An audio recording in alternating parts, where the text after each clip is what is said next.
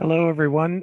We'll get started again at 3:30 as usual. Just wanted to remind everybody that we are live streaming the meeting and we will be recording as well. The recording is currently paused, but we'll start that before we begin our business today.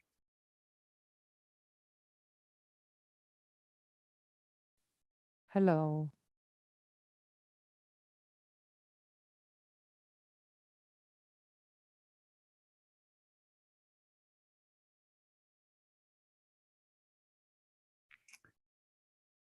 I'm glad you asked about the music, Irina. I haven't figured out a way to play the music while we're waiting here on my office computer, but I think that as we imagine returning to meeting in person again in the fall, that we'll be able to use the capability of the Tanger Auditorium to play some music while we're all coming into the meeting. I have several playlists ready to go.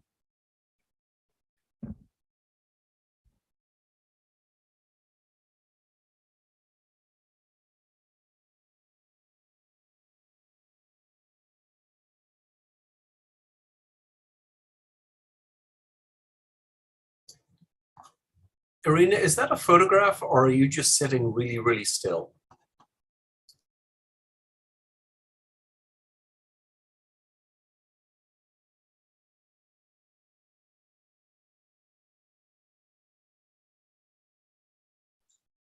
That was my last day coming back from college. I just took this beautiful photograph on May 12th and March 12th of 2020.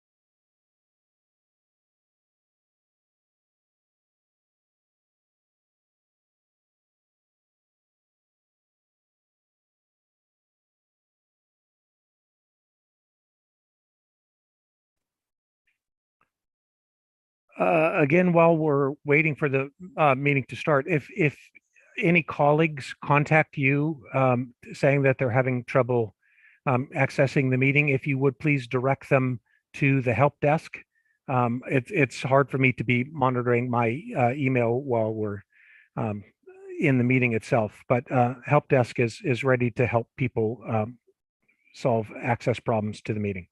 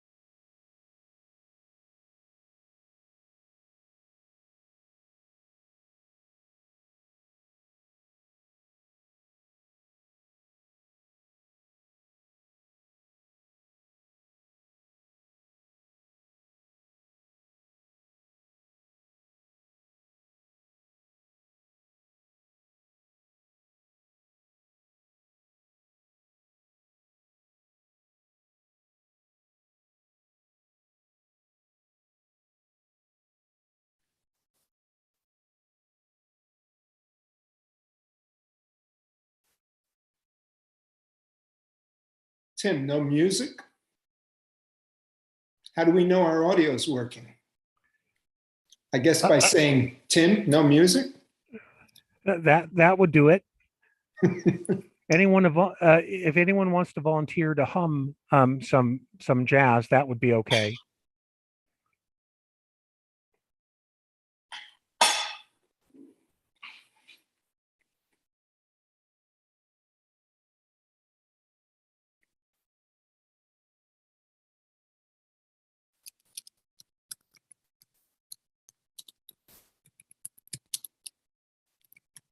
As you recall, I played Cuban music a few months ago before faculty council, and everybody was pretty happy. So I'm just saying, Cuban music all the way. Okay, Alan, you run for chair of faculty council, and then you get to pick the music.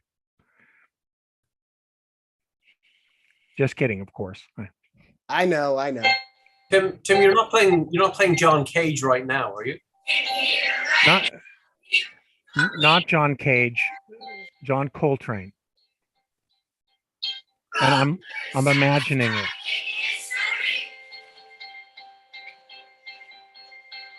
This is on YouTube as the Brooklyn College fight song. I have no idea what we're getting into.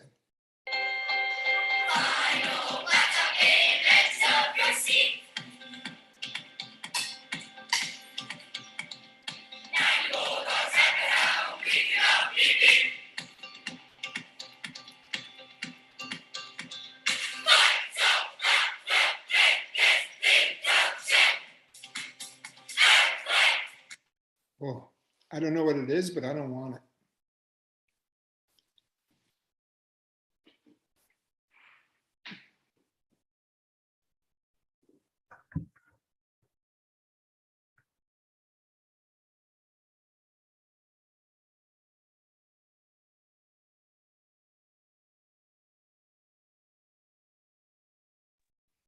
Okay, again, welcome everybody. We'll get started in just a couple of minutes.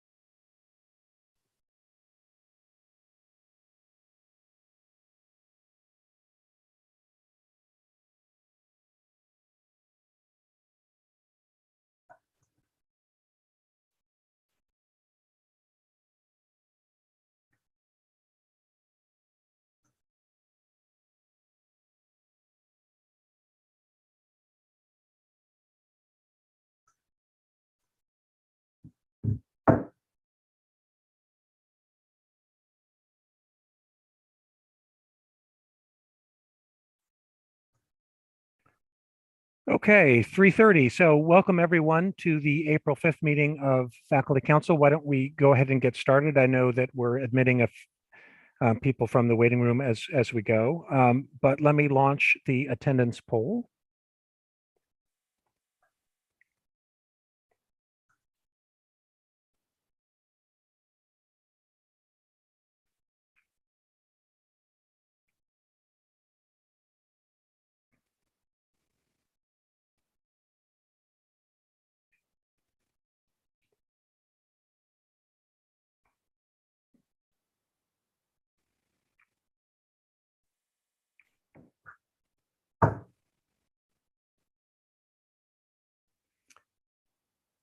So again, please take a moment to mark your attendance at the meeting. Let me remind everybody that we're recording the meeting and also live streaming the meeting.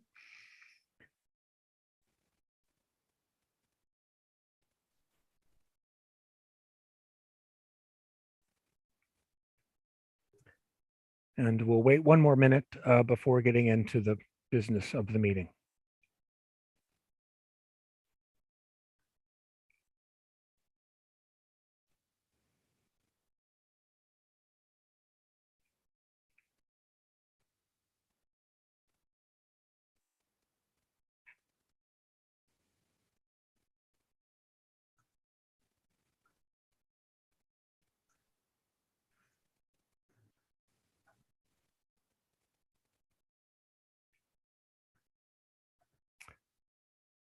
And Sharona and Andre, if you could watch the waiting room now and admit people as they come in, I would appreciate it. So I'm going to go ahead and close the attendance poll here.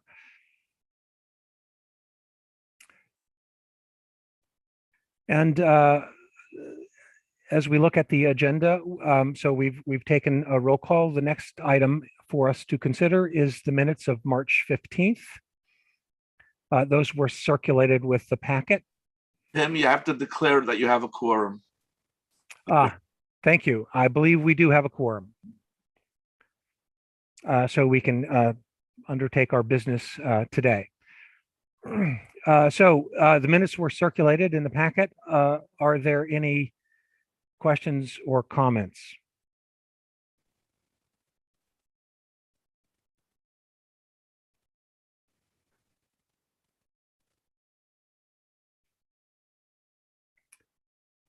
Okay, I see no hands raised. Do we have a motion to approve the minutes? So moved. Thank you. Do we have a second? Second. Thank you. I'll launch that poll.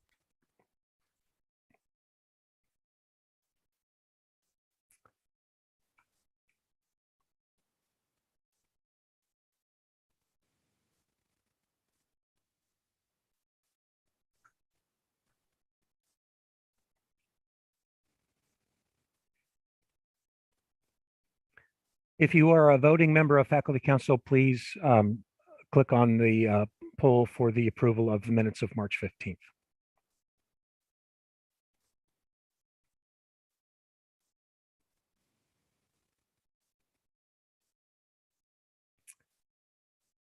Okay, 92 in favor, 1 abstention. The minutes are approved. Okay, we move on to reports from the steering committee. I want to mention the upcoming the University Faculty Senate elections. I expect that the final election will take place this week. We're still working on the message that will be circulated. I apologize. When we started the process, I hadn't realized in my communications with the executive director of UFS that the size of the Brooklyn College delegation has actually shrunk by 2. So and 2 members' terms were expiring. So in fact, we didn't need to elect new members. We only need to have an election for alternates. So we'll communicate that to folks who were nominated have agreed to stand in the election for the alternate. So that's the election that you'll see upcoming, and hopefully we'll get that out today or tomorrow. So then we move on to a resolution presented to Faculty Council by steering, and I will, that was circulated in the packet, but I will go ahead and share my screen, and we can take a look at the resolution.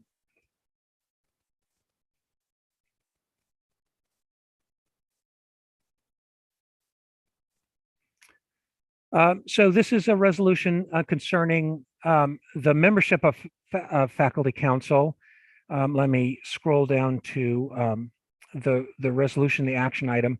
Faculty Council does not determine its own bylaws. That duty falls to Policy Council. So the resolution is asking Policy Council to consider 2 changes to Article 2, Section C of the Brooklyn College Governance Plan, which Article 2, Section C concerns membership and faculty council. So the two changes that we are proposing, we would like you to consider are to amend item 1D to include all program directors instead of the current wording, which is 5. We believe that, as directors of programs are functionally equivalent to department chairs in terms of representing the interests of those programs and their students at this body, that it makes sense to have all of the program directors included in the membership, and that number will change as the number of programs changes. And the criteria established by faculty council, steering will be presenting an item to you in May that will clarify what those criteria are, if that comes up in the discussion. And then item B, we would like to add a formal liaison from student government who would have voice at this meeting but not vote. We believe that that will facilitate a greater communication, more effective communication between faculty governance and student government. I'm going to stop my screen share and open the floor for discussion. Please use the raise hand function if you wish to speak on the matter. Joseph. Thanks, Tim. Good afternoon, everybody. I support this, and I have a question and then possibly a follow-up depending on the answer. Are adjunct faculty members eligible to serve on faculty council, or does the term faculty or faculty member as it applies to governance in general and or to faculty council only apply to full-time faculty members? I believe the answer to that question is the way that the membership of faculty council is currently defined. It's only full-time faculty. Okay, just I don't know if we have any adjunct faculty serving as program directors. I don't believe that's the case. Nope. Okay.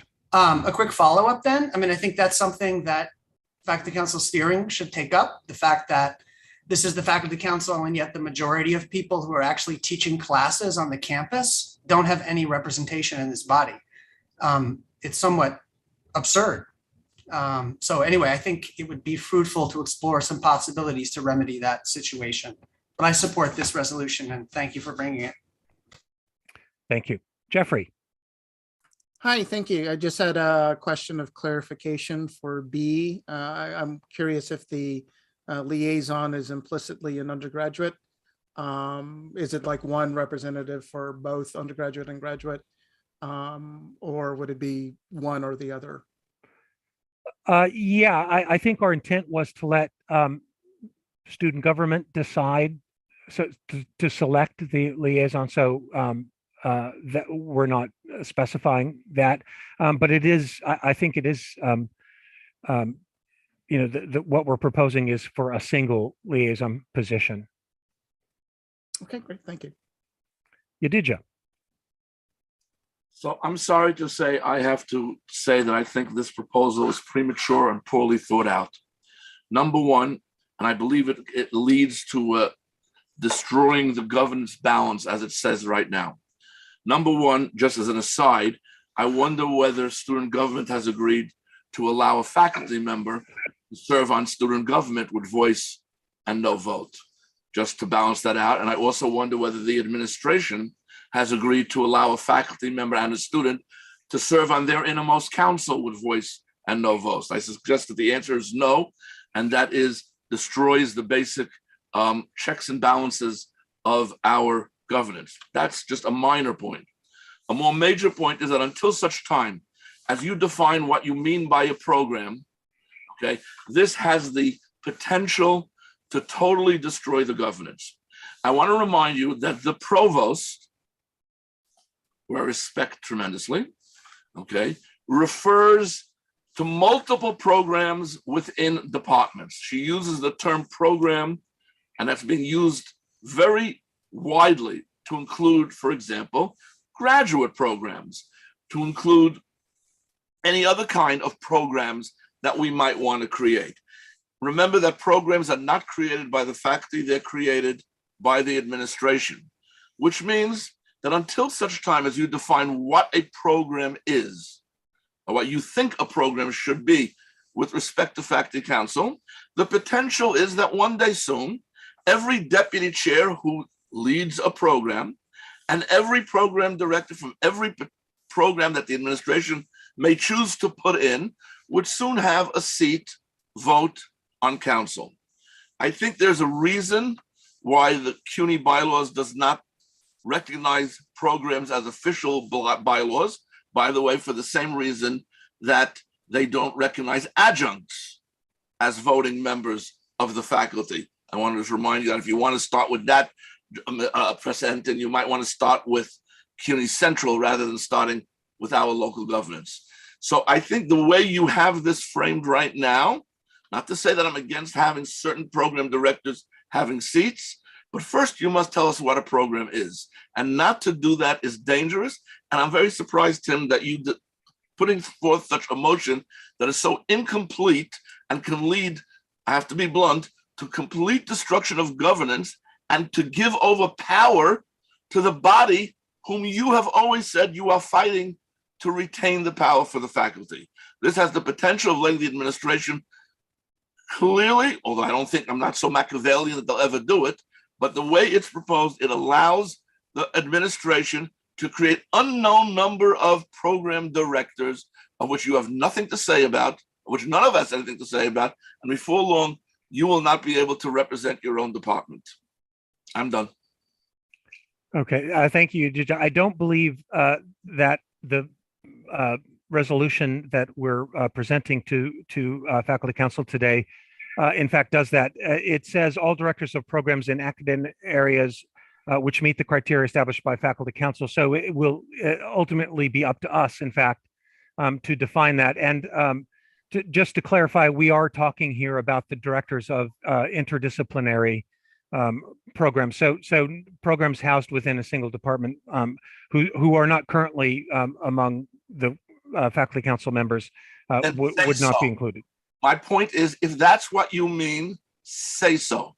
Say it explicitly in the motion, interdisciplinary programs. Even that, by the way, remember that, as you well know, since you are one of the founding members of the data analytics interdisciplinary program, the administration can create as many such programs as they want without asking your permission. But nevertheless, if you mean interdisciplinary programs, put that explicitly in the motion that you've just presented. Otherwise, I think every chair sitting on this should vote against this, because the chairs will be in competition with their own deputies in the worst case scenario. So if you mean that, say so. Okay, I appreciate that's a fair point. We are talking about interdisciplinary program directors. Anjana. So my question was, I think, partly being answered by the discussion that what is the definition of the program. So I'm not going to repeat that, but the second part is, it says instead of 5, you change to all directors of programs. So that tells me that they do have a voice in faculty council, but it is in some sort of a percentage or whatever it is, the number 5 was calculated. So it is not all, because earlier I used to think that they don't have any voice. And that's why this resolution is very important. But that is not the case. They do have a voice, but there could be something more. So back to the second part, which was discussed, I think it's important to decide the criteria first so that we know what we are voting for. That's all. Thank you. John. Yes, thank you. I guess I won't bother responding to the question that Yadidja raised, which I think is an important one, but it seems to me from looking at some of the conversation in the chat that there will be an amendment proposed to insert the language that was clearly intended. So we're not talking about all academic programs that that are subparts of programs. We're talking specifically about the currently 9 interdisciplinary programs. If the college adds a couple of more, then it will be more. I do want to respond to the point that Anjana made. So yeah, currently there are 5 interdisciplinary program directors who are members of faculty council. But I don't think that that should make anyone comfortable saying, aha, well, now it turns out that the interdisciplinary programs do have a voice. For example, there are currently, I don't know if my number is precisely correct, 35 department chairs who are represented in the faculty council. Suppose that it was encoded in the bylaws that 35 department chairs could have voting right at faculty council, but then the college, as it could at any time, added 2 more departments. We wouldn't, I don't think anyone would say, oh, don't worry, chairs have representation. Well, what about the 2 departments that don't have representation? And it's the same exact thing. So the department, the program in linguistics is wholly a different discipline from the program in women's and gender studies, wholly different discipline from religion, American studies, and so on. We represent different students. All of us have something in common, that is, we use, like many departments do, interdisciplinary approaches in our curricula. But these are distinct programs, and the students that we serve ought to, the programs, the disciplines that we represent, and the students that we serve should have everyone and a representation on the faculty council, just as all departments do.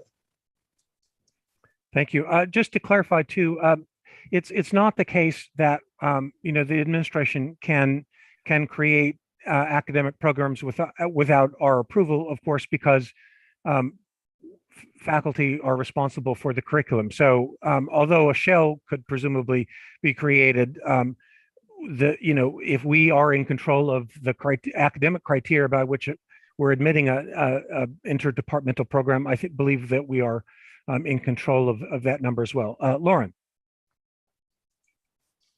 Hi, I want to thank Steering for bringing this resolution to the table. And I also want to recognize that I think, Steering, you're just taking from the language that's already there in the governance plan, but when you call them 5 directors of programs.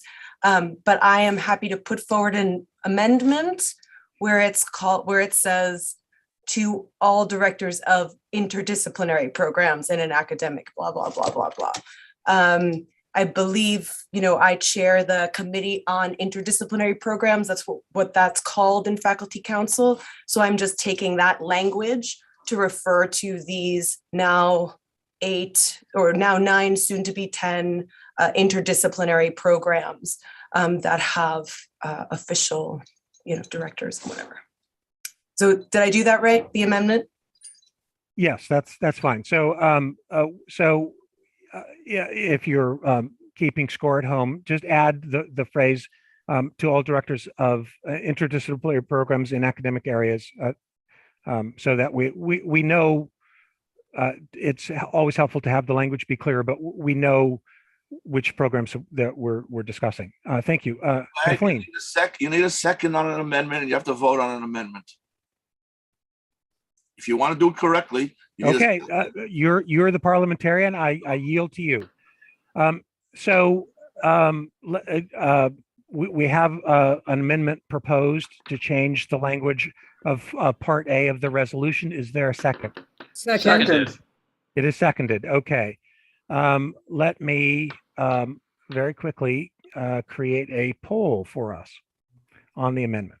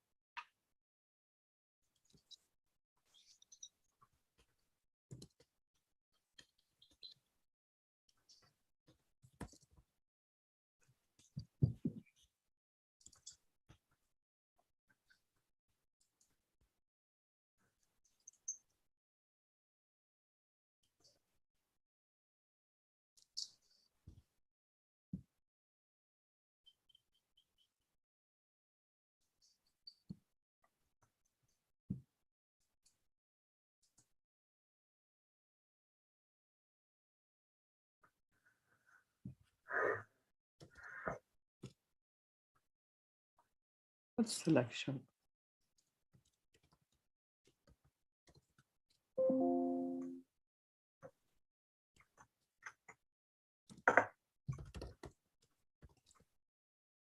Okay, if you are a voting member of faculty council, please vote on the resolution. If you intend to, I'll leave it open for a couple more seconds.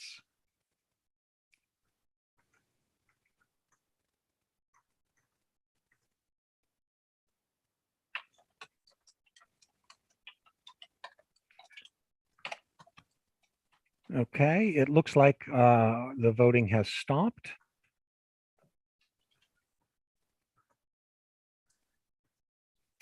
And so it appears that we have 80 votes in favor, 4 votes against, and 14 abstentions. I believe that is. Tim. Yeah. You're quoting percentages, not numbers of votes. No, I'm actually quoting the counts. 80 of 98 votes in favor, 4 votes against, 14 abstentions. Okay, because here it lists that as the percentage. Yeah, you see the percentage. I see the actual counts. Fine. Okay, so the amendment carries. We can turn our attention back to the resolution itself. I know we had a few people queued up. Kathleen. Tim, 2 points. One is that Angela and John were referring to these directors having a voice. I don't think voice is the issue. I think vote is the issue here. And secondly, in the membership groups A, B, and C, we're talking about people who are elected to the position, whereas now in this group, these are people who are appointed by the administration. So I think that that's relevant. Thanks. Thank you. Michael. Thank you, Tim. I don't know where this might be, but is there language in all our kind of proliferation of governance policy documents, et cetera, an unambiguous distinction between, for example, my role as program coordinator of the 712 mathematics program, and, for example, Lauren's role as the director of the interdisciplinary program in religion? Yeah, I don't know the answer to that question exactly. I think, again, what we're talking about is the changing the membership to include all of the directors of the what we recognize as the interdisciplinary programs. I did inquire to see, because of the language of the current governance plan, it says 5 directors of programs in academic areas determined by faculty council. I wanted to know if faculty council had recorded what those criteria are, and it turns out we haven't. So we do need to do that. But again, just to emphasize, there's no ambiguity in terms of who we're intending to include. And so we will bring a resolution, identifying the interdisciplinary programs, and so that language will be clear. I would also recommend that we share that with Policy Council if that question comes up at Policy Council. Keep in mind, again, that we are requesting that Policy Council make the change in governance. We don't have control over that as Faculty Council directly. So presumably that would be something we would need to clarify before the governance change actually occurred. Okay, so right, I just want to be clear that the intention is completely clear to me. I just wanted to be sure that you have the ability to make that intention in the form of a resolution that will actually hold water. Yeah, I imagine, again, that the place for that, those details to be worked out is Policy Council. But I do think it is important for us as Faculty Council to adopt the criteria that our current governance says we have, because that was never formally done. James. Yes, hi everyone. Thank you so much, Tim. My points are simple. I'm in favor of the move, but I think what I said sort of in a previous meeting in CAP, I believe it was. I think we need to have some kind of review or harmonization of the bylaws, and also an understanding of what's happening when we're putting this new dynamic group into place, because there will be conflicts that may arise. And we should have that clearly laid out and mapped out when those things do arise. I always use a simple thing when I'm teaching in my with my students. People get married and say they're going to love each other forever. And if some of you are like me, that doesn't always last. So just because we say we don't have conflicts today doesn't mean we won't have conflicts tomorrow. We need to be thinking about what those would be. What are the confines? Where are people going to be locus of authority? It's very important. It's, I'm up for election for my own in my own department coming up in a month or so. And the truth is, the locus of my authority comes from my faculty. Simple as that. They don't like what I'm doing, they can remove me. Right? Those things are important to note, as Kathleen had pointed out. So I think, not that I'm against, I think we should do what we're doing, but I think that we need to have a clear pathway to review the bylaws and a harmonization of what the impacts and the lines of authority going forward are going to be. Not just with this interdisciplinary part, but overall. What is the role of chairs going forward, and so things like that. We need to really make that clear going forward. Thank you. Yeah, again, thank you, James. We can certainly have that discussion here at Faculty Council, but again, remember, we're not in charge of making of our own bylaws. So that discussion has to happen in Faculty Council for any changes to be made. So if we were to review the bylaws and or the governance plan and decide that we need a change, that would still be just a recommendation to Policy Council. Since David hasn't had a chance to speak, I'm going to call on David next, and then John, I'll come back to you. David, go ahead. Thanks, Tim. I am a little bit uncomfortable with what seems like a bifurcated process, that we're authorizing this change in the governance to be filled in later with another resolution that might be voted up or might be voted down. Can you explain to me why this bifurcated process is being undertaken without the full resolution, the present one and the next one being presented at the same time? Well, again, we don't get to make the decision about the changes in the governance plan. We are simply making a request to Policy Council.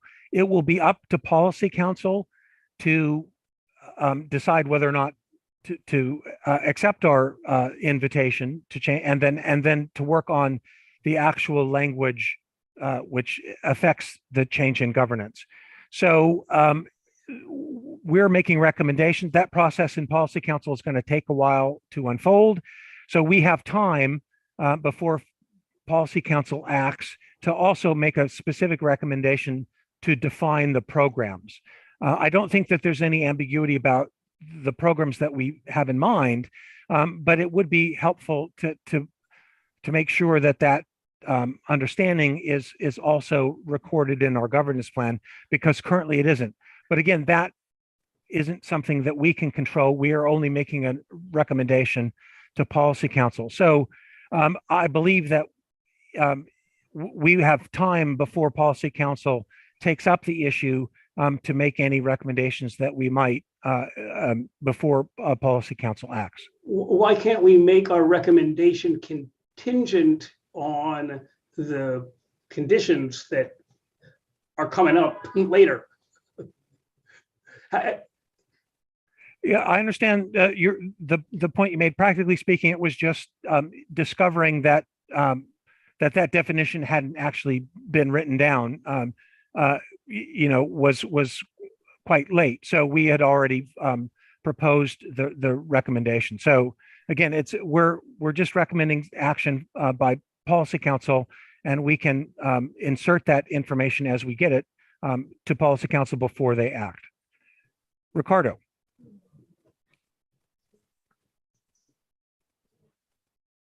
Sorry. Yes, hearing all these ideas, one thing that struck me was what I believe Professor Lynch said of like where the locus of his authority comes from, and I think that's the gist of the matter, to make sure that Faculty Council is the expression of an extension of the faculty's authority. So would it be appropriate to again amend the text and say something like, that we're opening of Faculty Council to program directors or interdisciplinary program directors who have been elected by faculty? Would that would that address what Professor Langsman was saying, what was bringing up before? It's a question. I know very little about these things. But, Yeah, I mean, so to answer your question, you could propose such an amendment. We could debate the amendment, and we'd have to vote on it. But again, I want to remind you, we don't change the governance plan. We're simply making a request of Policy Council. The details of how that. So in the resolution it says when we ask for a particular change to the language, that's nothing but a recommendation to Policy Council. Policy Council can choose to change the language however they decide. So I can say it's clear from our discussion of what the issues are, and I will convey that in the discussion that will occur at Policy Council whenever it gets scheduled, that we want to make sure that the identity of the programs is clear, so that Policy Council should do that. It's my understanding that no current program directors are elected. Programs make recommendations to the provost about the director. The provost has generally just accepted those recommendations. So, but that's if we say only program directors who are elected, we in fact would include none of the current interdisciplinary programs. Tim, I put into the chat the actual language of what Policy Council does in terms of governance. So anyone who wants to see what it really does, it's there verbatim. Yehuda. Yes, hold on. Yes, my concern is if we basically pass this resolution, we delegate the responsibility to make governance changes to Policy Council. And it's not clear to me that we have that it loops back for us to approve or not approve the changes that they propose. I don't think I could support this unless I knew for certain that we would have a chance to look at their changes and vote them up or down. Yehuda, we don't have that authority. We never have that authority. We don't have it currently. The Policy Council is the body that's responsible for the governance plan. So we can make a recommendation to them. We can express our dissatisfaction with the change that they make, but we have never had the ability to approve or veto a governance change proposed by Policy Council. So what we need to do as a faculty is articulate our position and ask our representatives on Policy Council to convey that recommendation when the discussion occurs at Policy Council. David. Yeah, thanks. In general, I'm in favor of this change, but I do very much hear Yedida's concern that it gives potentially a lot of power to certain people to stack the court on the faculty council. First of all, it's incorrect, Tim, that the administration has always taken the recommendation or even asked for a recommendation as to who would be chair from the program. I can tell you instances where there was no recommendation asked for and it was dictated as to who would be the chair. The director of the program. So I would propose an amendment that just changes a maximum of 5 to a different number, pick 15 or something, so that they couldn't suddenly stack 87, right, one day.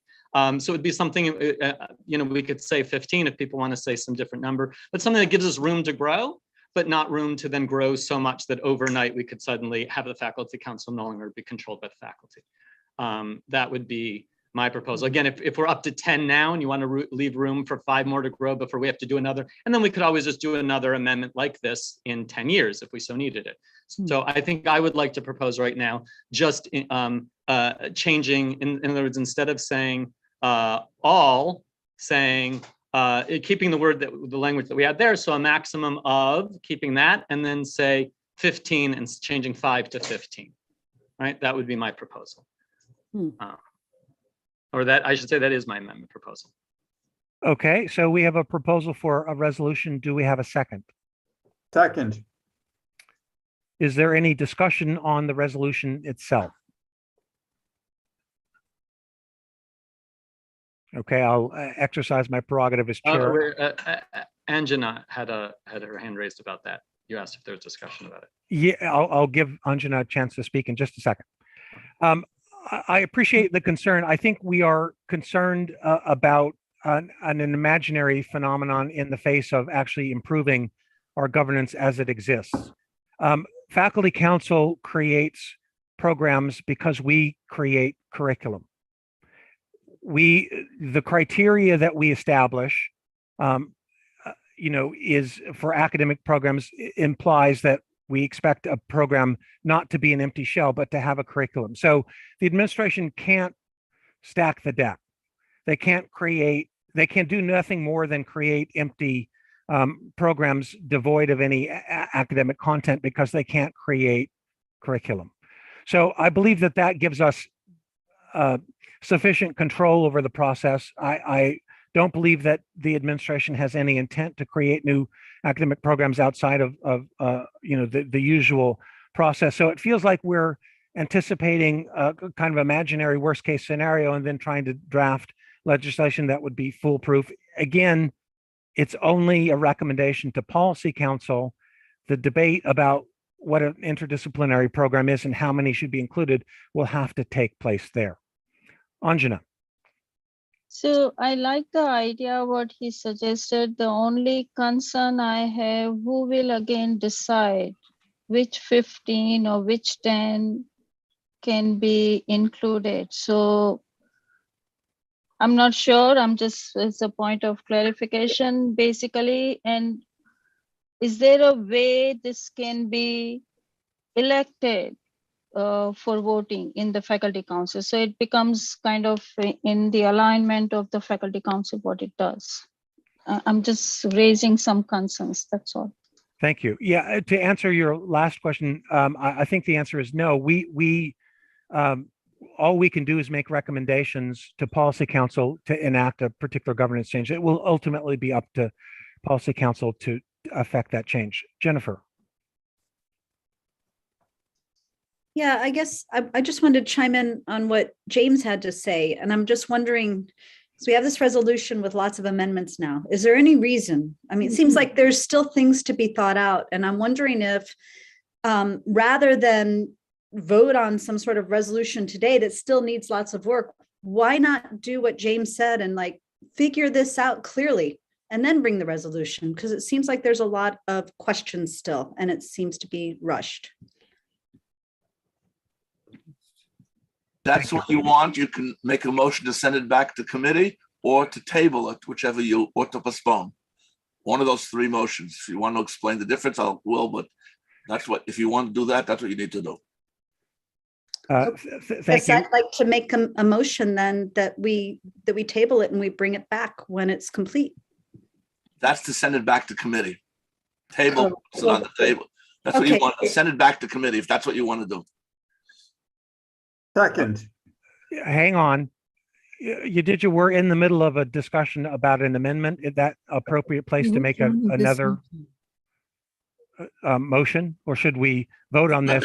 No, you have to vote on the first amendment first. Okay. I mean, I don't think it sounds like there's, overall, opposition to this, but I do feel like what I'm hearing is that there's lots of questions.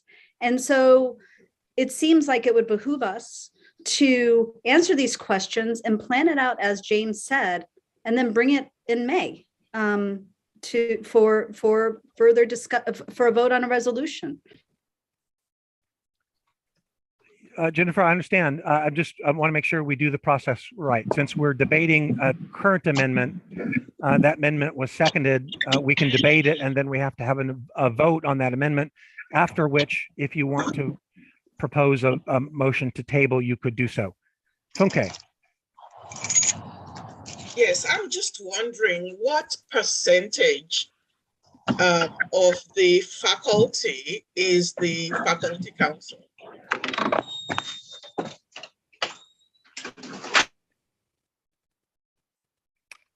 I don't know the answer to that question. I'm guessing if we're thinking of representation, okay. So if we're thinking of representation, I think to look at Johnny's phone, yeah. Think of how faculty council itself is constituted I gotta go I then downstairs. think about how the interdisciplinary programs are represented in like fashion in faculty council. So I would like to kind of get a sense of how representation is being conceived, you know, and I think the proportionality is important to consider. And I do agree that because there are all these questions, maybe the initiative needs to be further refined to address the questions that have been raised. Okay, again, I would just point out we're debating the resolution that's before us, which is to substitute all of in the resolution all directors of programs with a maximum of 15.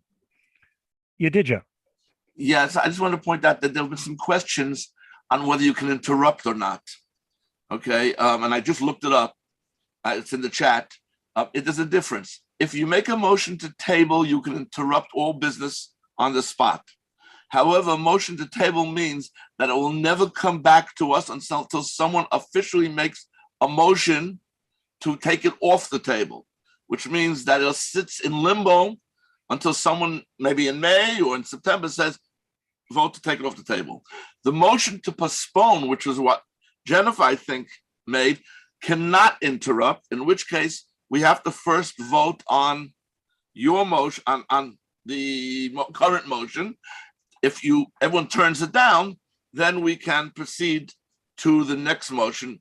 So there's the subtle difference between motions to table, which are usually like a real bombshell. When you do table, it means you're essentially killing it because you've got to have an affirmative action to bring it back. Someone has to remember to bring it back. Postpone means we're postponing it to the next meeting. You put a date and so on. So I think the motion was to postpone. So I think she can't interrupt. So I think, I'm sorry to give everybody a lesson in parliamentary procedure, but such is life. And so Tim, I think that's what you're up to right now. Thank you for that clarification. So we're debating, right now we're just debating the second resolution on changing the number. So if anyone wishes to speak to that resolution, please do. Irene. Can I call the question on that resolution? You may.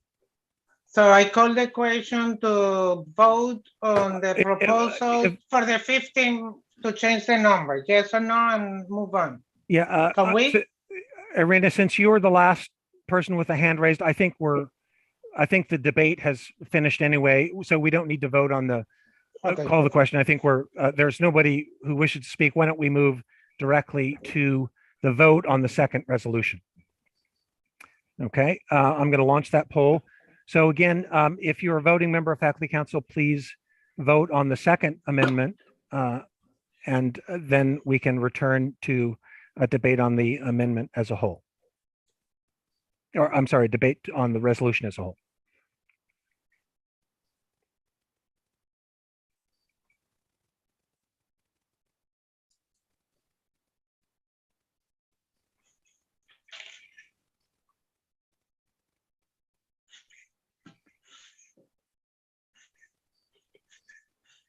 If you intend to vote, please do so in the next 3 seconds.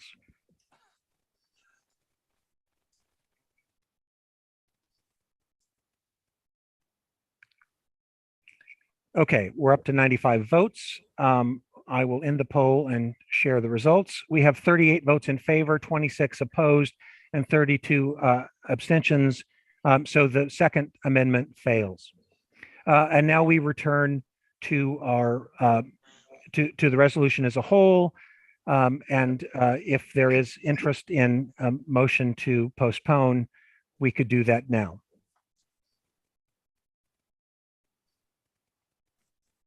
Motion to postpone. Second. Hang on there. We have sorry, Yehuda, we have a line of speakers. Jennifer, go ahead. Motion to postpone. Thank you. Second. Second, thank you. Okay, let's, any debate on the motion to postpone? I'm going to create a poll very quickly.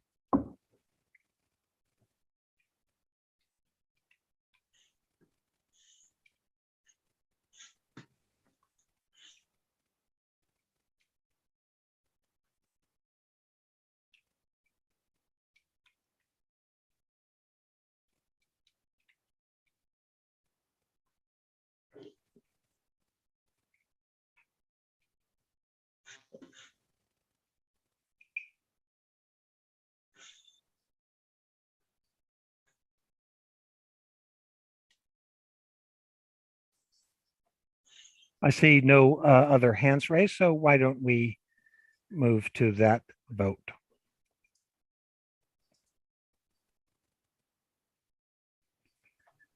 Voting members of Faculty Council, if you would please vote on this motion.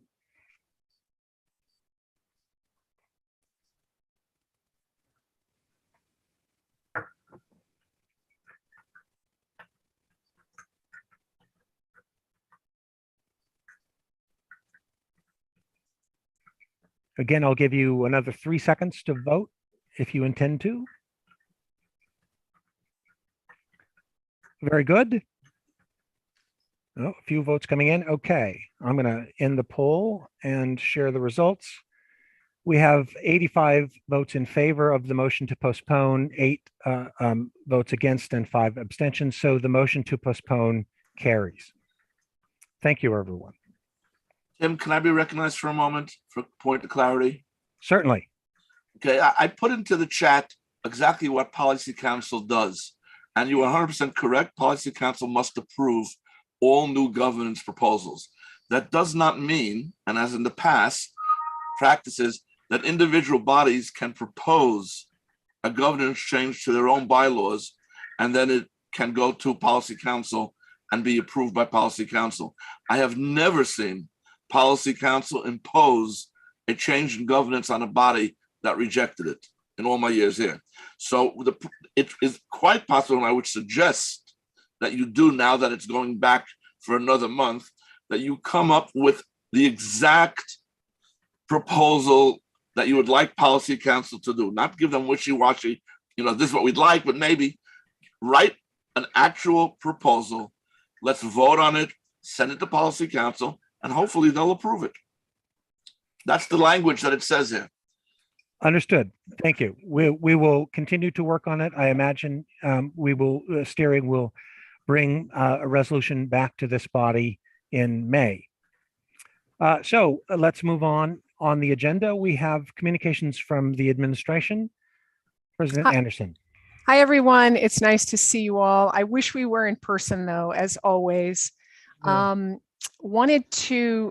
a lot that Faculty Council Steering wanted the administration to touch on. So I'm going to cover some and then turn it over to a couple other folks. We'll try to get through it rapidly. I'm mindful of time. First, in terms of the budget, Alan is away until Thursday of this week. So I thought I'd report out what we know about the New York State budget at this time. The budget is late, caught up with a number of sort of non-budgetary policy items, including a stadium for the Buffalo Bills, bail reform and ethics reform, among a number of other things. Overall, we're trying to still read the tea leaves, given the connections we have in Albany, and it looks as if this may be a better budget for CUNY than we have had in the past 5 years, but we don't know for sure, and we have no details. I will certainly share more once the budget passes and we know more.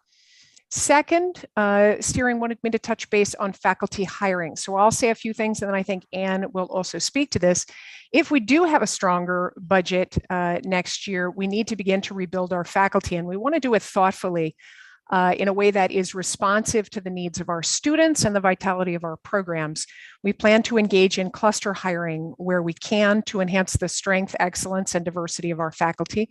We also want to discuss retention and the competitiveness of the offers that we make. Finally, we also want to get back to developing a transparent multi-year faculty hiring plan, not one that's written in stone, but one that's at least tentatively sequenced so that faculty can have input into and understand the college's priorities over time. In her report today, the provost will discuss the work she and others are already doing to enhance our faculty. But I want to note that we've asked Master Planning and the provost to co-host a forum on faculty hiring soon, where we can focus. I know a lot of people have a lot of comments they want to make about faculty hiring, and we want to hear from you before we pivot to try to identify the hiring priorities for the coming year, assuming we have a strong budget. Please be on the lookout for this important forum on faculty hiring. Next, I want to mention affirmative action plans. No department across the college will get an authorized full-time faculty line for the next year or going forward unless it has a department-specific affirmative action plan that is approved by the diversity officer, Anthony Brown. And these approvals need to happen by August 1st. The plans require a specific identification of underutilization in the department and specific plans to address that underutilization and enhance the pool of viable candidates. Chief Diversity Officer Anthony Brown can help train your department on how to develop an appropriate affirmative action plan and the process for doing so. If you'd like, please reach out to him. These things have gone by the boards a little bit over the past couple of years because the budget has been very tight, hiring has been very tight. So we want to get back in the habit of having strong affirmative action plans at the departmental level. Safety to and from campus. I want to acknowledge the fear that many are experiencing as a result of hate crimes perpetrated against Asian American women in particular of late. And this is a very important issue to us. And I want to give you a little more information on a couple things that we're doing. Would be interested to hear other ideas as well. I think I mentioned before that the Women's Center is offering self-defense trainings. It's actually offering 2 self-defense trainings. One's going to be in April with the group Malika. One will be in early May with a group called Sisters in Self-Defense. The public safety team, as I mentioned last time, our public safety team here on campus also offers escort services to and from either your own car or to public transportation more generally. Last week in a campus-wide email, I circulated a citywide option on ride sharing, but we also want to consider developing a local option, more local option as well. I understand that this has happened in the past, that there have been informal networks to try to coordinate commutes. I'm in conversation with Sao Fong in the Women's Center about her ideas on what might be appropriate for infrastructure and how we might do that, and we will follow up with you as we proceed. Another issue was mental health. Although we don't have the resources to offer staff and faculty mental health providers on the campus itself, wanted to mention that CUNY does offer a hotline for staff and faculty who are experiencing distress. Faculty and staff can reach out 24 hours a day, 7 days a week to 800-833-8707. That's 800-833-8707. Or they can log into the CUNY University Benefits Office online.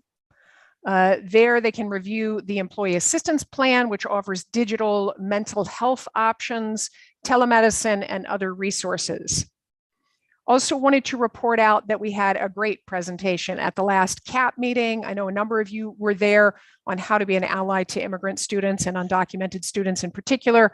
Cynthia Carvajal is the project director for the CUNY Initiative on Immigration and Education. Of course, our own Jesus Perez is the director of the Immigrant Student Success Office. It was a great presentation. ESO is hosting a specific undocu ally training on April 27th at 3:30. And as I understand it, Jesus will be circulating a flyer on this to chairs, program directors, and others shortly. Last thing I wanted to mention before I turn it over to a number of others is the distinguished alum at graduation. Woo! We have a real treat this year. The Faculty Honors Committee's choice was the incomparable Len Tao. Leonard Tao, class of 1950, has contributed generously to Brooklyn College For 3 decades, his family foundation has provided endowments for student internship programs, student scholarships. It's supported faculty and student travel fellowships to conduct research outside of the United States. And Len gave $10 million in seed money for the Leonard and Claire Tao Performing Arts Center, which we opened in 2018, and which now houses the Conservatory of Music and much of the theater program as well. He richly deserves this honor. I was surprised that he hadn't received it before.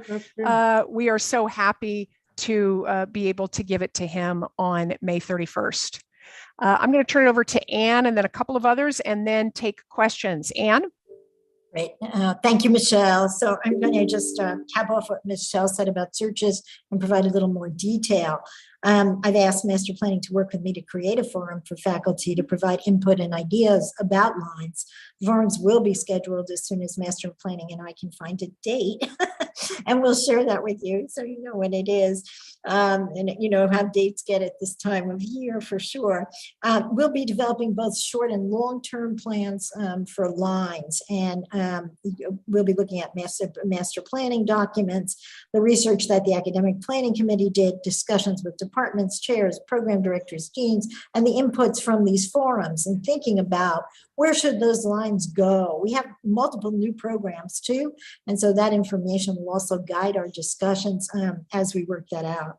In the short run, those with searches that did not fill this year will keep their lines and be able to search again in the next hiring cycle. So President Anderson confirmed that for me, and that's exciting. In the short run, everyone with a line, so those that did not fill this year's and any new ones that we get for next year as well, will need to complete updated affirmative action plans, as President Anderson said, by August 1st.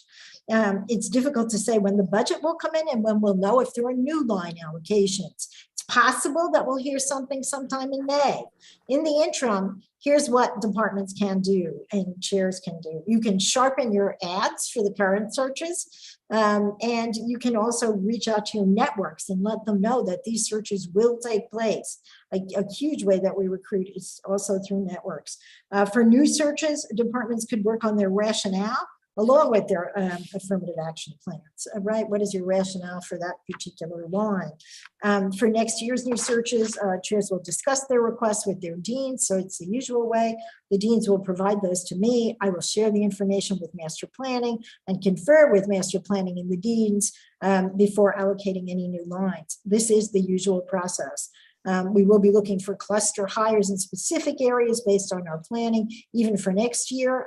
Hopefully we'll have some. So a cluster hire is when you have faculty from across the college that have a disciplinary perspective that is the same, or not disciplinary, interdisciplinary, transdisciplinary. It can be topical, a topical perspective.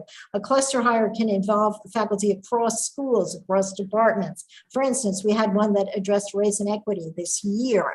It was very late to the game, but I think we have some hires that will be part of that this year. So it creates an intellectual community for those faculty coming in from across the college. We'll also be looking at other ways that we can recruit and help our faculty feel much more included at the college as well. This year, we've hired some extraordinary faculty so far. I'm pleased to report that 4 searches are complete, accepted. 7 searches, 7 departments have searches that are in process.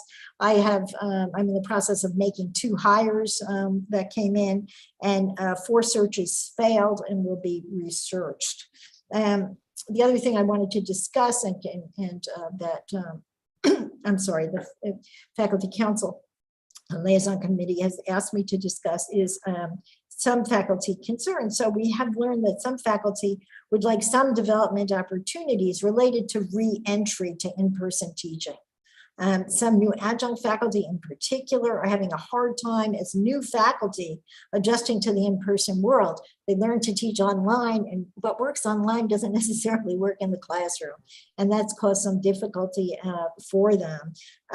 So I'm also hearing that there are also students who feel left behind in their work. So first-year freshmen, first-year students in particular, who feel like they didn't get everything they needed in high school and are starting out with their courses. We're seeing this in particular in some STEM disciplines and also in composition. I've asked a group to get together to start to talk about what we can do to address that this semester, to address both of these issues this semester and over the summer as well. So we'll be working on these two areas to improve those outcomes for our faculty and for our students. Thank you. Thanks, Anne. Lillian? Hi, everyone. Good afternoon. I just wanted to briefly provide you an update on where we stand with the strategic enrollment management planning process. Basically, there were 6 groups that met, and there were dozens of faculty who participated in these groups. And thank you so much for your participation. These groups yielded more than 100 recommendations, these working groups. And right now, the work is centered around prioritizing these recommendations, in terms of, what could be done in year 1, year 2, and year 3. And we're hoping to have a document completed by the end of the semester, which will be available to the college community. Thanks, Lillian. Just a couple more short presentations, then we'll get to Jean-Eddy and Stephen. Anthony. Sure, I'll be very quick. I guess the question of outside consultant has come up again during this body, and it's something I'm very happy to talk about, just sort of my current situation of about to send a child off to college this fall. And I do want to say, just to give some context, it was about 7 or 8 months ago, there was a committee formed. ARC and the administration, ARC sent its representative to serve on a committee so we could send an RFP out for a consultant.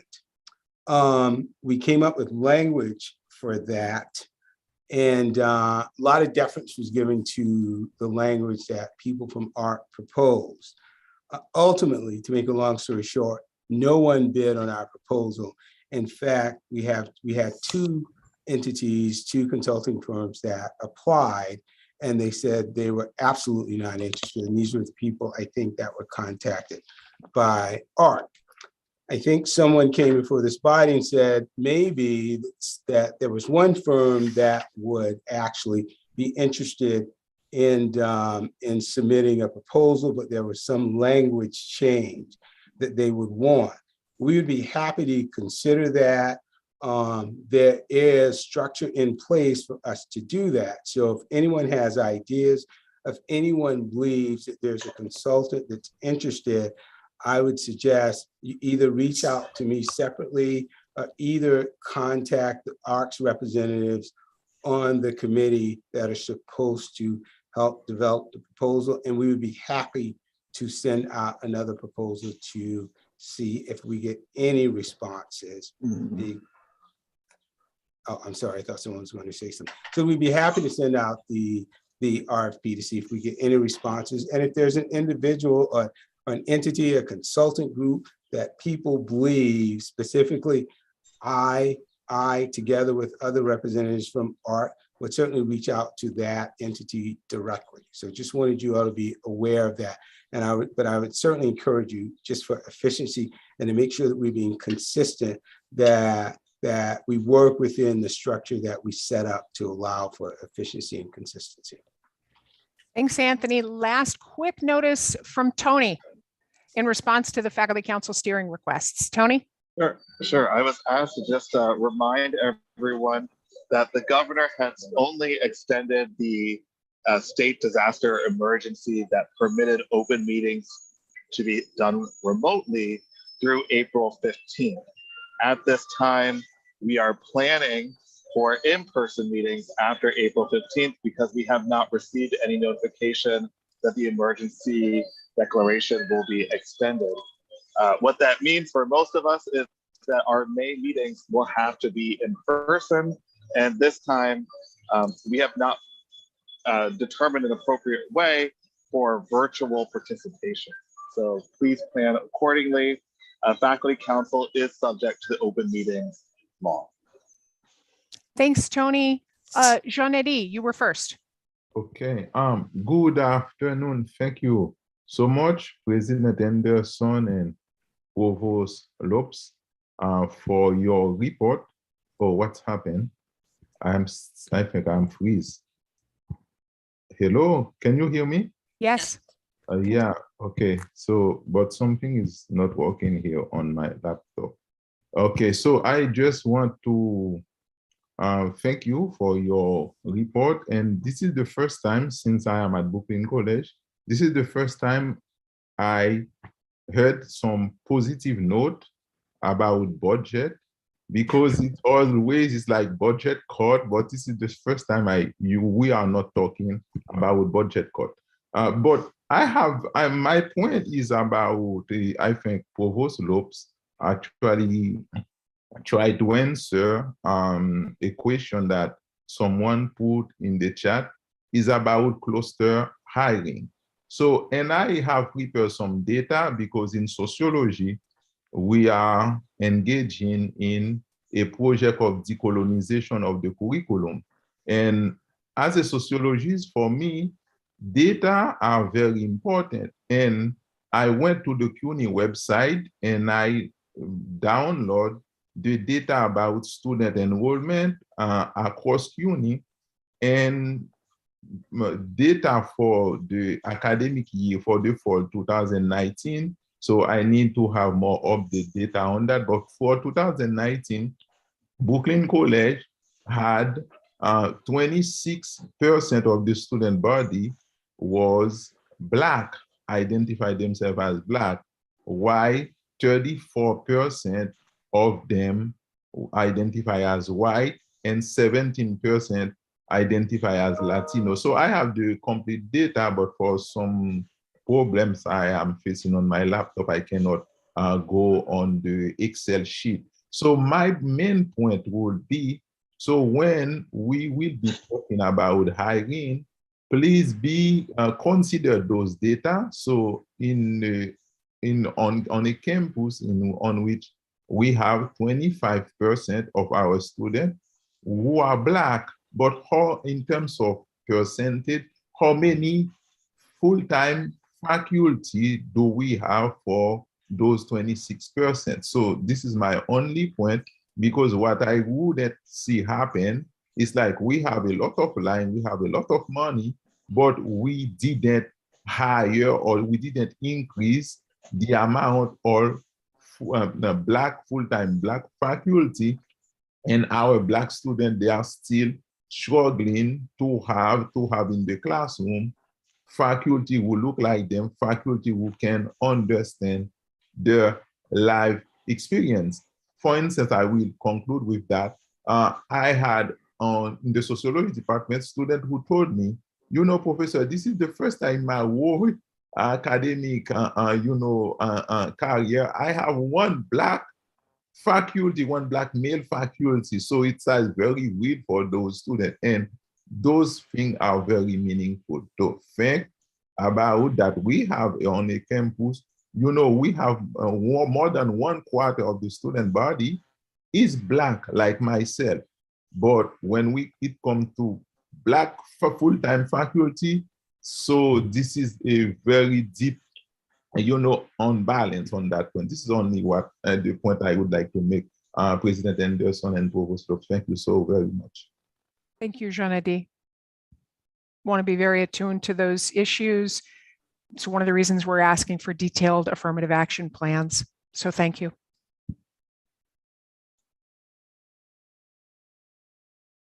Stephen? So I wanted to get some clarification as the chair of the Master Planning Committee. So I mean, we're all new, the members of this committee this year. My expectation was that the line requests and all that sort of thing were analyzed by Master Planning, and Master Planning made recommendations on the lines to the provost, and then so I'm just confused as to Sure. So are we actually late in this process? Is it later than usual? Also, are we the meeting that you wanted to schedule with the faculty? Is that going to preempt the master planning discussion that's supposed to happen using our data? Or, So just I'm to very jump confused in, about the timeline. yeah, sorry, Stephen, just to jump in, the forum on faculty hiring was requested by faculty steering. We said, great, let's do it in conjunction with master planning. But this is not an attempt at all to preempt the process for master planning or for the provost. Sorry, Anne, I didn't mean to interrupt you. No, it's fine. I was actually going to say the same thing. And also say that, a lot of what we're going to be doing this year is more short-term for next year with master planning. And then we need more discussions after we get that information from the forum. We have, information from all these other sources. Is this later than usual? No, it's usually late April by the time we get to this, or the first week in May. There's data that has to be collected and given to master planning. The deans are just starting. One dean wanted to report to me tomorrow about lines in his school. The deans are just starting to put that data together and talking to their chairs. So this is generally the time, April is the time where all this kind of comes together. And we sometimes meet in early May. We've even met later than that, because we didn't know if we were going to get any lines at all, but we hope to do it earlier. We're also still in the middle of so many searches. And so, they're late this year. And so we're in the middle of a lot of searches as well, and we're juggling all that. So I hope that's helpful, Steve. Yes, thanks. Kathleen? Thank you. This is a question for you, Anne. So some years ago, we actually had a form that you gave us when we were preparing our line requests. So I'm wondering if, whether there's a form, or if not, if you could give us more specifics, actually, send to our deans or whatever it is, or to the chairs, so that we can get busy now while the faculty are still around. That was the first request. The second is, I want to be able to understand a little better with cluster hiring, which we didn't engage in before, about how it's decided what school the person belongs to and gets voted on in, and the home department. Is there a policy or a protocol for that? Sure. So many departments participate in a cluster, right? So the departments that are interested. So for example, if we did a cluster next year on health, for instance, because I'm thinking of your department, so health, your department might participate. Classics might participate. They're actually interested in medical humanities. History might participate. They're interested in the history of health. So many departments might come together in different ways. And this, in general, these inform both the curriculum and the scholarship of what's going on in the college, and relate very much to what are the academic foci of the college, right? And how do we want to build those out over time? So for some of this, we have to do some long range planning. For others, there are short range things that are already on the table that we've talked about that we want to do already. And that's a discussion with master planning, with the chairs, that we can have and start to. So we don't know how many lines we're going to get from next year. This is a beginning. And then the long-term plan is to look at that and to map some clusters onto that plan and see where they make the most sense with folks, and to do that together. So, but I'm just thinking of the logistics of it. This person who you would hire would be promoted and considered for tenure by a particular school. If this is a cross school kind of hire? No, the person is not across school. The person is situated in a department. Their interests cross school, they're topical. Oh, right? Okay. Their interests are topical. So a faculty member must be appointed to an academic department. Okay, yeah. thank you. Dan. My question has to do with what is the process for determining a search has failed. In accounting, I've been on 2 search committees. We did our job by the end of December. We came up with slates of good candidates. We desperately need the faculty for next year. I understand one of the candidates turned down an offer, but there were 2 more on that slate, and there were others on our other slate. How do we know what's happening, and what is the process for determining if a search has failed or not? Thank you. We're working on both of those searches right now, Dan. Okay, so they're not over yet. We're working on them at the moment. Thank you. Maria.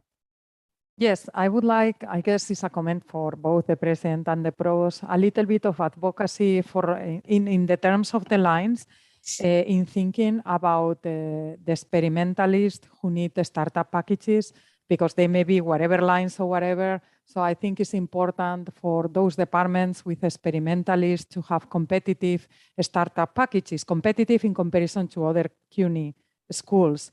And this becomes even more relevant when we think about faculty of color. For example, for faculty of color in chemistry, you have 2% of faculty of African descent, right? And 3% or 2%, sorry, there is somebody on. Okay, so there is 3% of faculty of Hispanic descent. There are so few faculty of color in chemistry that no matter what, you know, they go to the better competitive packages. So if we were thinking about diversifying or whatnot, I mean, what I'm trying to say is I advocate for competitive startup packages in the experimental sciences as part of the whole process, but that doesn't hold then those departments that they cannot have lines because it's more expensive. It's been many years without hires. So we're working on these strategies, Maria, and there are some things, you know, we had some competitive startups, and it's been particularly difficult in some of the bench sciences. And we're looking at what other things we can also do, bring in people who are later in their careers, who are, you know, into their 5 years into their postdocs, you know, is one thing. Bring in people very early and then supporting them is another strategy. And we were very successful when we went to people who were very early and could support them to some degree based on being so early in their careers. So we're going to be working more and very intensely. I don't know if the dean is here, but the dean is very aware of this and working very intensely with departments and on identifying candidates as well, and doing the very, very best we can for startup at the same time. So. I really advocate for startups being in the lines of other CUNY colleges because we won't get good people otherwise. Thank you. So the only thing I want to jump in and say is that I'm mindful of time, and this is not the forum to do advocacy for individual lines or departments. That's why we want to have a separate forum for that. I don't know, Tim, that's kind of what you were suggesting when you said maybe we need to have a separate forum for that. Yeah, correct. I think we need a space where we can talk about and we can hear priorities. all of the concerns. That's right. Yeah. David. Sorry, I muted you, David. Please. Thank you. I'm muted now. So I have, you hear the desperation for new faculty, and we're told that, you know, there's no replacement faculty. We all have to justify each and every individual hire. It seems to me that a huge bureaucracy of forms and you know, understandable affirmative action plans, et cetera, have been designed to justify faculty hiring, but that end up being bottlenecks in the faculty hiring process. At the same time, the administration is starting to hire up again. It's nice to know that there's money to hire faculty and administrators, but it's not clear to me that there's any bottleneck in the hiring of faculty, of administrators. I note that a new lawyer is going to be hired for Tony's office, and every one of those hires is not a full-time faculty member, which we are desperate for. So what is the criteria for justifying an administrative hire? Could you be transparent about when you are making an administrative hire so that we know that money is going into administration and not into desperately needed faculty? Because the time for accountability and transparency is here. And I particularly feel that when the governor and the legislature decide that the money is going to start to flow, that somehow that money is going to be flowing into administrative lines and not into faculty lines. Well, the entire strategy as we had budget cuts was to cut staff, not faculty. That's what we did until we couldn't do it anymore. We are downstaffed in every major staff department. And if any of you have staff, you know that's true in many of your own staff areas. Number one. Number two, Tony is the least resourced legal department in the entire CUNY system. The Office of General Counsel came to me and said he is understaffed. I don't know how he does this work. He really needs some support. We've managed to cobble together a dual position, and I believe this is the one you're referencing, David, between Tony's department and the desperate need that we have for compliance oversight, where we have had a series of failed searches for compliance oversight. This position is desperately needed. I'm fine to work with faculty council on what is a more transparent process from the get-go.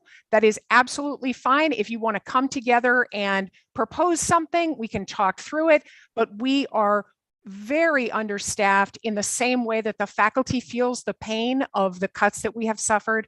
The staff does too. But I wish that you felt the pain of faculty cuts as well as administrative cuts and move that money, and we're transparent when there is an administrative hire, what the need is and why this should be a priority. Yeah, we can do that through a series of announcements if you'd like, David. I don't have any problem with transparency. And as you see, we're not posting the jobs in a hiding way. These jobs are necessary. They are needed. You know, the most recent jobs we posted were, or the most recent hires we made were for a registrar, for instance, someone to be the AVP for facilities, for instance, and now we're in desperate need of someone in compliance and in Tony's office. So, you know, what we need to do, David, is instead of assuming that the money's going to flow to somebody's pockets rather than to the desperate needs of the campus, why don't we collectively work together to identify a process of transparency? Right. That is, I am totally for that. Okay, so what I'm asking for is when you send out a monthly or a periodic report to the campus community, that you announce that there are X number of administrative lines open, as well as whatever trumpeting of faculty lines. Well, I'd love to do something that involved a little more deliberation than just you coming up with it right here. I am open to that suggestion, and I will discuss it with faculty leadership. Thank you. Thank you. Jillian. I was going to ask a little bit about process, because it seems like we are at the moment of doing department hiring or department line requests, which is something that's pretty intensive in terms of departments working together to craft those. We're about to go into spring break. And there's this new thing about clusters. So if you could give an overall like timing process, what is this going to look like so that I can. So we may or may not do, so Jillian, we may or may not do a cluster for next year. We'll see. It's late to the game. We've had a hard time in COVID. Okay. And we've had a hard time with reentry and the amount of work that all that has taken the campus. So here we are, it's the beginning of April. We're asking the deans to now start to work with their chairs and for the chairs to identify the lines that they would like for next year. We believe that there will be lines, but we don't know that yet. Okay. So we're doing this blind. We don't know what the budget will be. 1, 2, the searches that are currently underway may go underway. Okay. 3, we will have a longer term process working with master planning and I and the deans and anybody else, the forum that we're talking about, to talk long term about lines and planning for the future and how we want to see our college and our faculty shaped. And that's what I'm saying. And I was asked today to provide a template to the chairs. I will provide that template first thing tomorrow, my old-fashioned template, so the chairs will have it. And you will work with your deans on identifying, right, where those lines should be. If a cluster may emerge, which would be terrific if it does. Many times you can, for example, we had a cluster that addressed race and equity, ethnicity, race, and equity this year. And that kind of emerged from the needs that were there and that were identified. Whether or not that actually happens in the end with the hiring is another story. But we'd like to have those intentional clusters so we can bring faculty together and support their scholarship across the college. Depends where they are, right? And what are the strong points of the college? And a lot of that information has come out. A lot of that will come from this forum with master planning and all of our faculty who want to participate. And a lot of it comes too from the academic planning work that that committee did as well, and the research that they did, and the new programs that are on the table here at the college. Thank you. Michael. Thank you, Tim. Tony, which other campus meetings are subject to open meeting laws besides faculty council? Thank you. I think that Tony had to step out, Michael, just because he told me earlier that he had a hard stop at 4:45. Glad to answer that if you want. Speculate. Pardon? The policy council. Yeah. The policy council is subject to open meetings. Good heavens, you did you? You go ahead. Policy council and faculty council are the only two meetings on campus that require the open meetings, or the only two committees that have final action that involves the public. So it's faculty council and policy council. And that's by a letter from legal counsel from CUNY. Thank you. Okay, thank you. Let's try not to interrupt each other when we're speaking in the queue. Thank you. Anjana. Yeah, I'm going to circle back Maria Contel's comment regarding the bench scientists needing the startup package. And I just want to understand the timeline which is suggested. So May or somewhere in May, we'll know the budget and for the lines, because and by August, we need to have that approved, the affirmative. We hope that we will know sometime in May. Sometimes we don't know till July 1 or after July 1. So it depends on the year. We should prepare for it because that we get it in May. Because I want to, which you earlier commented, the early stage hire versus those who are already in the process of it. Both way there are risks.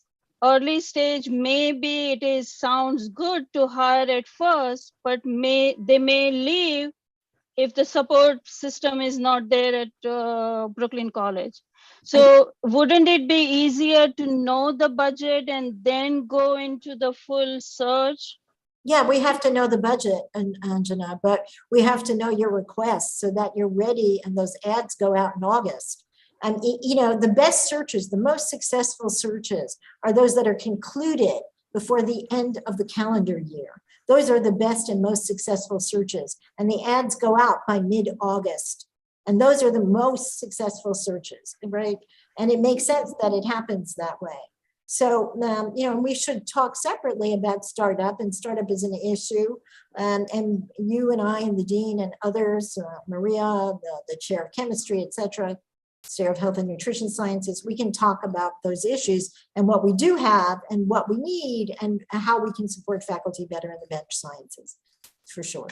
Yeah. So again, just to remind, part of the reason for the forum is to have a space where we can talk about, our priorities as a faculty and so forth. So let's not try to do that. We are running late, and there are a few more questions for the president and or for the administration, and we do have some other business to do today. So Mona. Two quick comments. One is I want to say that the staff at this university has been decimated, and we need to be very supportive of them getting help. It's important for us, it's important for our students, it's crucial. So that's one thing. And secondly, sorry, I just have to say one sentence that I do hope that when cluster hires are decided again, that we know what they are and we all have a say in it. That's it. John. Many thanks to you, Anne, for your detailed information about the timeline and the process and the templates. And I, in addition to wanting to thank you for that information, I would like to make a request. While it's true that interdisciplinary programs don't make line requests because hires aren't made in the programs, but in departments. I would like you to include us in sending the templates. And the reason being that we nevertheless have very desperate staffing needs. Just had a retirement that's as of the coming fall in linguistics, and I know it's true for other programs. And we have to make these requests in cahoots with chairs, sometimes multiple chairs across departments, across schools even, and of course with the support of our deans. So we would love to be included in that process. I'll do that, John. Thank you. Thank you so much. Thank you to the administration for that information and for a vigorous question and answer period. I would suggest that we would now move on the agenda. We've included the current list of membership of faculty council committees for your information. It's my understanding, Sharona, that we have no changes to that list. So that's just informational. Unfortunately, Professor Cohen had to leave the meeting early, so we will postpone the report from the University Faculty Senate until our meeting in May. So we now move on to the degree list. We are considering list 2021/10. Professor Stanichenko can't attend the meeting, but has assured me that the committee has reviewed the materials and found them to be in order. So let me share with you the resolution and we can proceed to a vote. Resolved that the Faculty Council of Brooklyn College recommend that the Board of Trustees of the City University of New York grant to the students named below the degrees indicated. Would anyone like to remove a name for cause? Please raise your hand. Seeing none, let me launch the poll.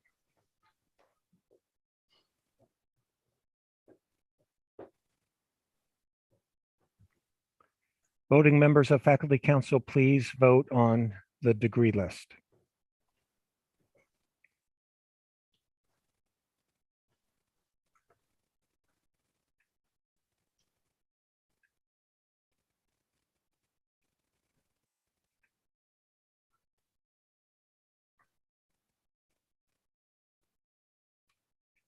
Okay, it looks like we're finished voting.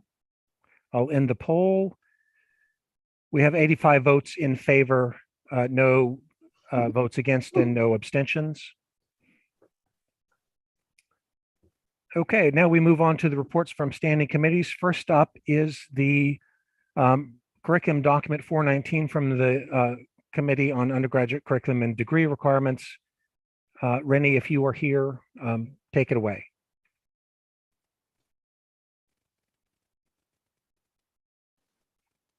Thank you, Tim.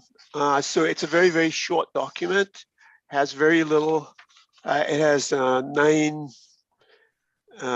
total of just about 9 documents in it. Any questions about it? Rennie, would you like me to share the document? Yeah, that would be great. Thanks.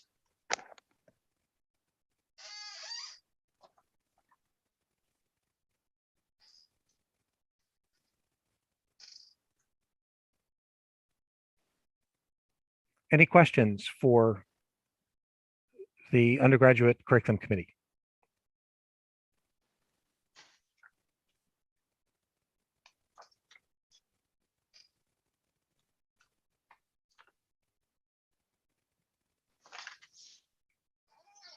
I see none. So we are ready for a vote.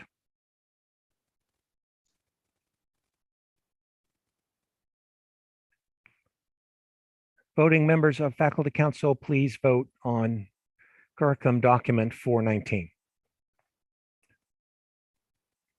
We'll try to move through the rest of the agenda with some speed. I know people have other obligations. We want to maintain a quorum for our action items.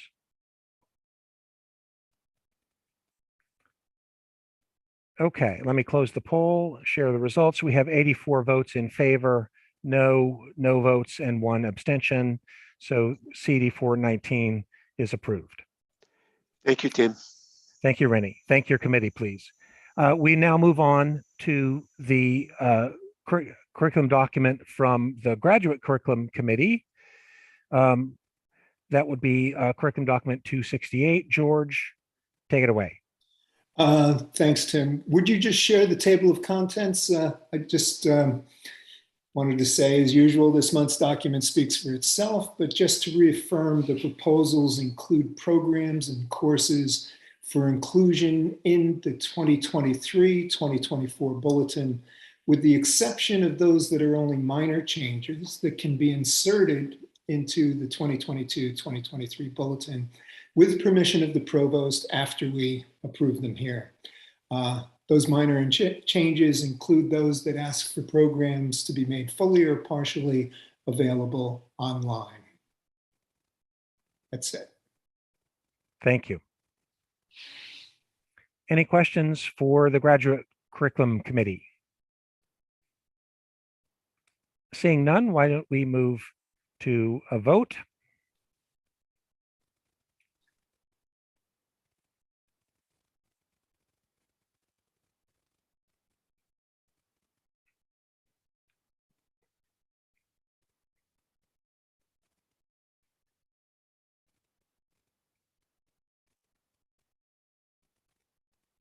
Okay, it looks like we're finished voting.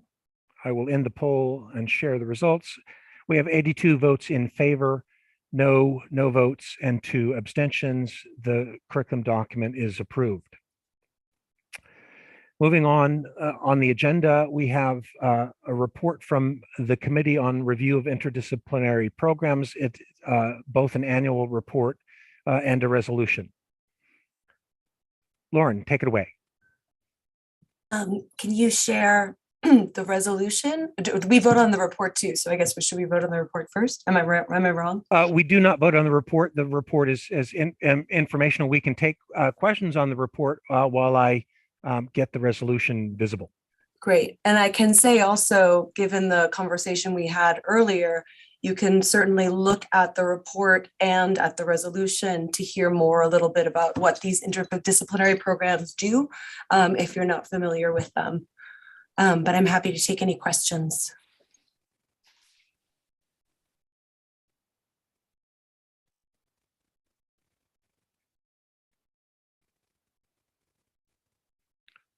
So here is the resolution included in the report. Let me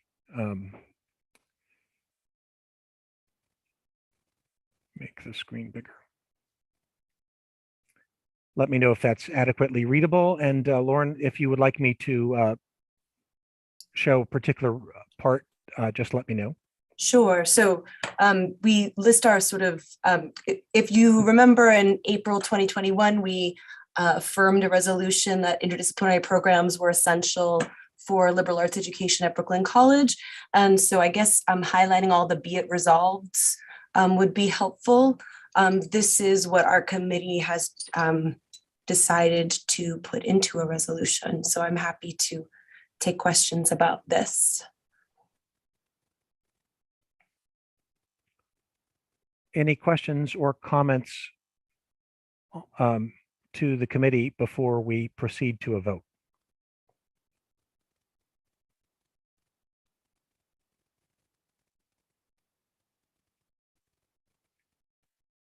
Kathleen, go ahead. Just a question. Is this a usual thing that a resolution would be used to ask for staff? Well, faculty council committees can make recommendations to faculty council on a variety of topics of concern to us. So, I don't know if you're asking whether we've done that in the past or not. I can't recall an instance of that, but I would say it's certainly appropriate for a faculty council committee to make a resolution with such a request.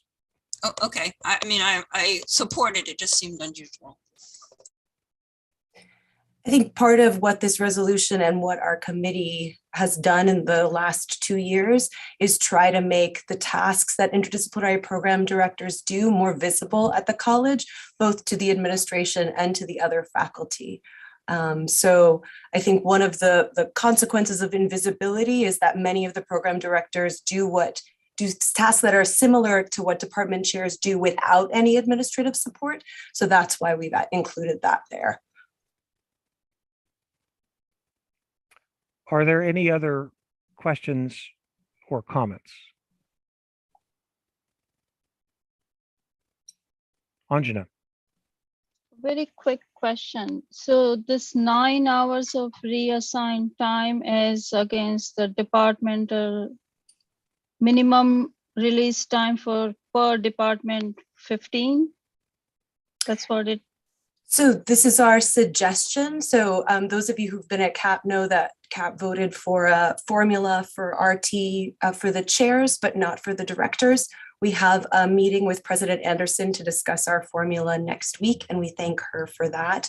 But we don't currently have a minimum of RT for programs. So that means that a program with 7 majors has the same RT sometimes as a program with 40 majors. And that's not necessarily fair when they do, like a chair, right? Similar baseline duties and then more mentoring depending on the number of majors. So this is our suggestion. It is not binding with this resolution. It's just a sign of your support that you think we deserve to be compensated. Thank you. John. Yeah, I'm not sure if this is addressing the thinking or the concern behind your question, Anjana, but in as much as the question might be, well, if chairs under the new formula will have a minimum for small departments of 15 hours, why only 9 for program directors? The answer is simply that program directors do a lot of the same work that chairs do, but not all of the same work. So for example, yeah, there's no hiring and promotion tenure, no budget, although hopefully that will change in the future. But all of the other work, essentially, that chairs do. So that's why not 15. Although I don't think that the resolution should be interpreted as a maximum either. And if the administration wants to give programs 15 credits, I, for one, would certainly support that. Any other comments on the resolution before we move to a vote? Okay, let me open the poll. Voting members of Faculty Council, please vote on the resolution on interdisciplinary programs.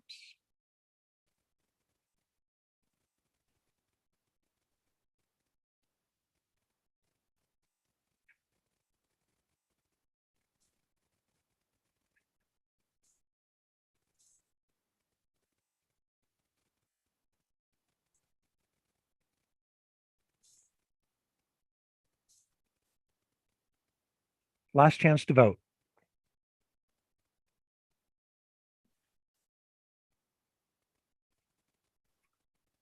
Okay, looks like we're maxed out there. Let me end the poll, share the results. We have 67 votes in favor, 6 votes against, and 7 abstentions. Udija, as our parliamentarian, you correct me if I'm wrong, I believe that is still a majority and the resolution passes. I do not recall the number of seats in Faculty Council as of this moment. So take whatever that number is, maybe Sharona knows it off the top, or someone knows the top of the head, take half of it plus 1 would be what a majority is. Okay, we'll determine that after the meeting. Thank you. The number is 56, Tim. 66? Okay, thank you. 56. 56, thank you. Thank you. So it appears that the resolution has been approved. Again, we'll double check on that if necessary.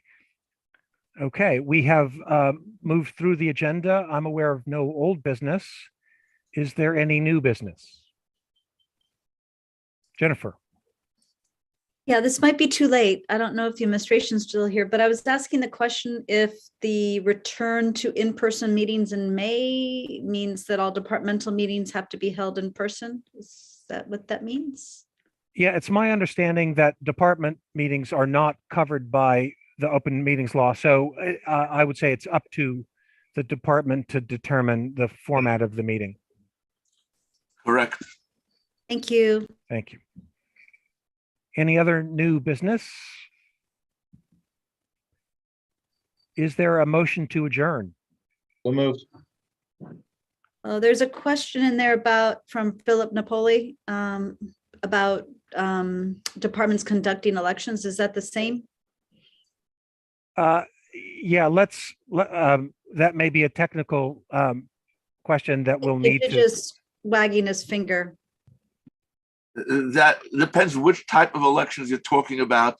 The elections for chairs, appointments committee, or bylaw committees follow a very strict rule, which you get from Vanessa, from the Associate Provost Office, in detail who can vote, who can't vote. It's way too complicated to explain. I'll ask Vanessa. Thank you.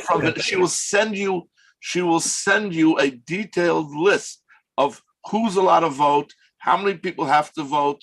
Yeah, that part I'm not worried about. It's the in-person or remote thing. I answered. That is, you're free to do what you want. We'll definitely clarify for the departments that have elections pending. Jocelyn. No, even those don't have to be held in person, but they still have to follow the rules that we say. Okay, we'll make sure that information is circulated among the chairs. Jocelyn.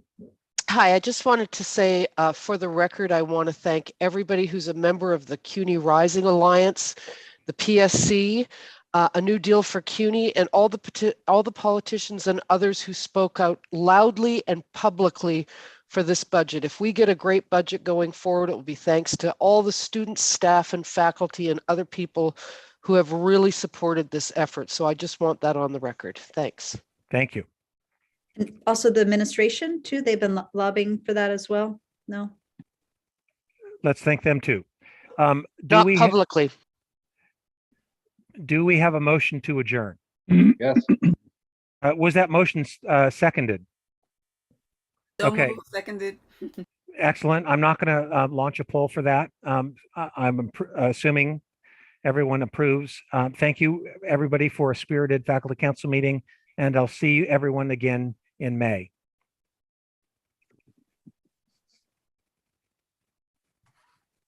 Bye.